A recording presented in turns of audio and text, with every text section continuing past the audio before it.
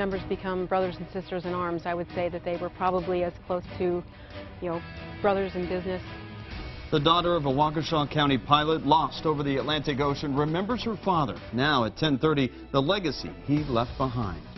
He was an avid pilot, a dedicated family man, and spent more than 3 decades at Harley-Davidson. Only on 12 tonight, we're hearing from the family of Ron Hutchinson. He's the Brookfield man who crashed his plane into the Atlantic Ocean over the weekend. Tonight, 12 News' Max Siegel reports on the legacy he left behind.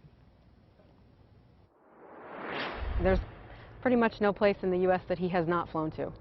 To lose him in this way is heartbreaking, but he was doing what he loved.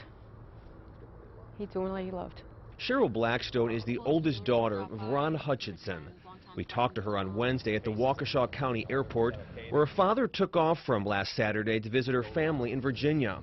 He never made it after losing consciousness in the cockpit and crashing into the Atlantic Ocean. His passion was people. I mean, he was a people-centric person, and he drew so much energy from all of the people that were around him. Blackstone says that passion for people came out strong at Harley-Davidson.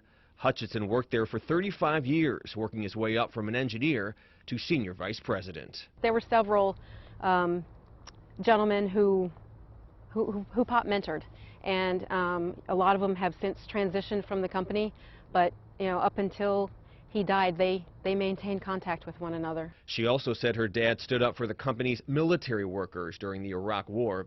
He ensured they got company benefits while serving overseas. He did not back down from that, and I'm really proud of him for that, because he stood his ground and didn't take no for an answer. She's a proud daughter coping with a huge loss, but there's comfort in what her dad left behind. The memories that he gave to each and every one of us as individuals and as a collective whole, I think, is his legacy and his gift to us. In Waukesha, Max Siegel, WISN 12 News.